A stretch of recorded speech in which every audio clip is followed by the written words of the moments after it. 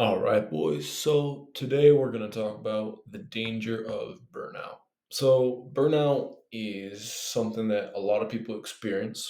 Actually, probably most people experience this at some point in their life. And it's basically trying to ignore your mind and body's biological limits and just trying to push through extreme fatigue, brain fog, frustration, all those things, which is going to destroy your performance in general, but especially your mental performance. So the key idea is you have a limited amount of resources for your brain, right? Neurotransmitters, brain health, dopamine, all these things. And if you simply try and push through without recovery, without managing your strain, without balancing, at a certain point, your body's just going to break and you're not going to be able to go anymore. And a lot of people learn this lesson the hard way, and it really destroys their performance. But let's take a look at how we can actually deal with this. So kind of historical example is Friedrich Nietzsche. I hope I'm not butchering that too bad. But basically, this was one of the most brilliant and talented authors in all of history. He wrote a bunch of novels and philosophy stuff that, I mean, to this day is still used. But his work habits were kind of like what a lot of people do, and he would just push through extreme exhaustion, sleepless nights, pain, all this stuff.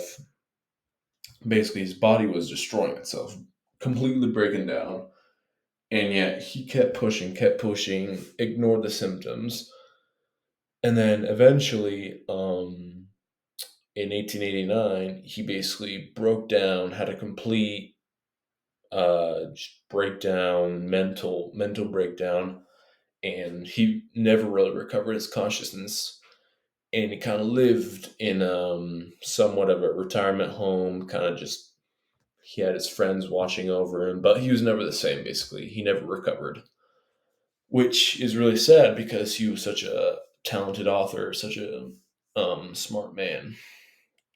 So the art of recovery, right? A lot of people hear recovery and they think, oh, shucks, I don't want to do this. I just want to work, work, work, which is great, right? It means you're not lazy, but recovery is part of working hard because it means the work you actually do will be higher quality. It means you won't lose the productivity.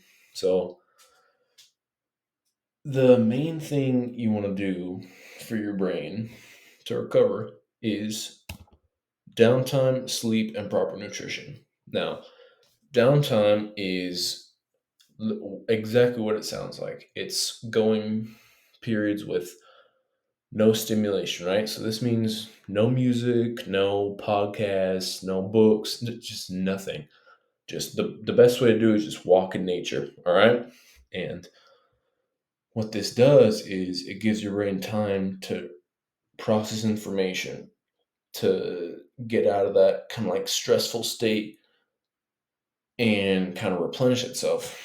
And then for sleep, obviously sleep's going to be pretty much every time we talk about recovery, it's going to be one of the number one things for a good reason.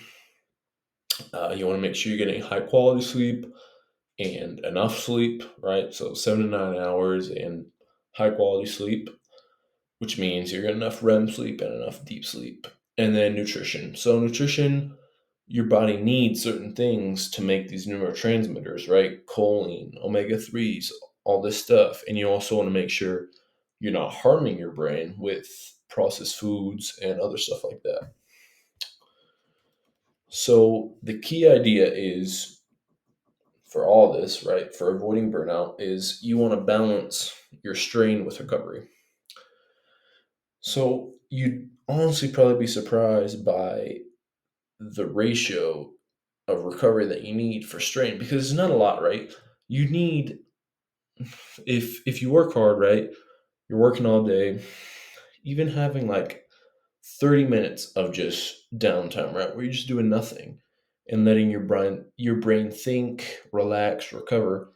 That's going to extend the amount of productive time you have throughout the day, throughout the week, throughout the month by like 10 times before you burn out. So the final note is give your brain time to rest. All right. Don't be the guy who just pushes, produces lower quality work, and eventually just completely destroys himself. And then final note is mental mastery. So mental mastery is a program developed specifically to upgrade your brain. All right, you learn how to focus, learn how to access flow, you learn how to protect your mental energy, right? Which is kind of what we're talking about here with the recovery, with the downtime, stuff like that. You learn how to set clear goals. And there's a lot more, right? I wrote it for myself initially because I struggle with poor attention span, stuff like that. And so I needed something that I could really use to just upgrade my brain. And it ended up working really well. So I figured I could share it with the world. So, anyway, that's that. I hope you got something valuable out of this, and best of luck, brother.